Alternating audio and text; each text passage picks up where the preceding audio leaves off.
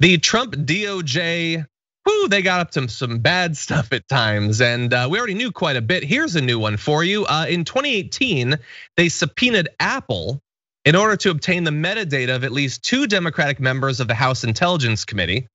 Okay, that may not shock you at this point, as well as their current and former staff and even family, including a minor. So not just like looking into the personal browsing or communication behaviors of these members of Congress, which would be scandal enough, but their staff and their family members. So these subpoenas were part of an effort to find the source of leaks of classified information in the early years of the Trump administration. I mean, they clearly did not appreciate leaks. This is further evidence of that. Ultimately, the data did not tie the committee to the leaks. Apple informed the committee that the metadata had been seized after a gag order in the matter was lifted in May 2021. That's the only reason that we're finding out about this a couple of years later. The committee contacted the Biden Justice Department, which informed them that the investigation had been closed. So I'm sure some people will consider, well, what's the difference? It's not going on anymore. But it still seems like a massive breach of privacy rights, not just of politicians, but of private citizens that had nothing to do with any of this leaking. Wouldn't make it acceptable if they had been, but they hadn't. Now anyway, while Justice Department leak investigations are considered routine, current and former congressional officials familiar with the inquiry said that they could not recall an instance in which the records of lawmakers had been seized as part of one, let alone people who just happened to be their family members. So Bridget, what are you thinking of the Trump DOJ with the new information that we've had revealed to us? I mean, I'm sorry to report that none of this is surprising to me. We know that the Trump administration goes after their enemies in this way. I think going after kids who had nothing to do with this, I think is a new level of scumbaggery. But overall, I don't think anybody is really surprised. But I do think there should definitely be an investigation about abuse of power and the way that Trump and his DOJ looked into his political enemies. I think that there should absolutely be an investigation. Well, it's looking like that might happen. I hope it doesn't require a vote in the Senate though, because that's probably not gonna happen. So let's just get out in front of that. But anyway, we do have responses sort of that have been developing over the course of this morning to that. A little bit more information before we get to that though. The records of at least 12 people connected to the intelligence panel that the Trump DOJ thought might have been the source of these leaks were eventually shared. Adam Schiff was one of them, Eric Swalwell as well.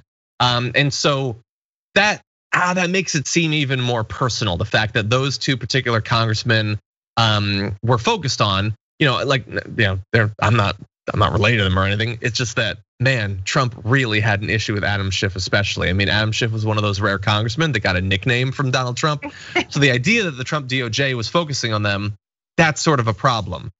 Now, what's gonna be done? Well, Adam Schiff, one of the focuses of this, he said Trump repeatedly demanded the DOJ go after his political enemies. It's clear his demands didn't fall on deaf ears. This baseless investigation, while now closed, is yet another example of Trump's corrupt weaponization of justice and how much he imperiled our democracy. I understand that a lot of people watching this probably are sick of Adam Schiff. I understand that. That said, it's still bad. It's bad when Trump did it. It's bad if the Dems do it, and do not write out the possibility that a Democratic administration might get up to something like this. Because when it comes to privacy rights and the weaponization of the DOJ, that is not out of the question. But it's not just Adam Schiff. It's not just people who are focuses of these subpoenas and these inquiries. Senator Ron Wyden is calling for an investigation, saying there must be a full investigation of abuses under former attorneys general Sessions and Barr, and anyone at DOJ who was complicit in these abuses of power cannot be trusted to continue serving in government. And then right before we went live, Nancy Pelosi said, the news about the politicization of the Trump administration Justice Department is harrowing. These actions appear to be yet another egregious assault on our democracy waged by the former president. I support Intelligence Committee Chairman Adam Schiff's call for an investigation. So, Bridget, it might happen. I don't know, what does your gut say about the possible consequence of that investigation? Unfortunately, I am a little pessimistic about Trump facing any kind of consequences. I would love to see some sort of meaningful consequences, but I'm very pessimistic about it. But I'm also really glad that you brought up, like, I'm no big fan of Schiff, right? But like, privacy rights are privacy rights, even for people that we don't like. And when privacy is eroded, it harms us all. And so I completely agree. It is not ludicrous for me to expect that like folks on the left might do this as well, but there has to be a hard line. This is not acceptable for anybody, because if it does become acceptable and like if it does become the norm, it hurts everybody. Exactly. Yeah. I'm incredibly pessimistic as well.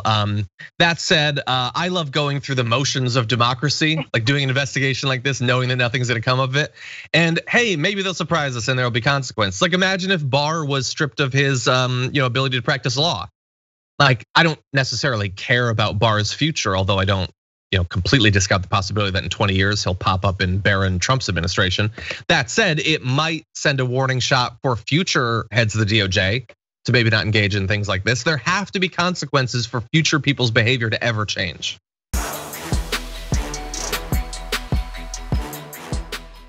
For more political news, breakdowns, interviews, stories of activism, and me trying my hardest to care about the occasional big celebrity news story, subscribe to our YouTube channel at youtube.com/The Damage Report.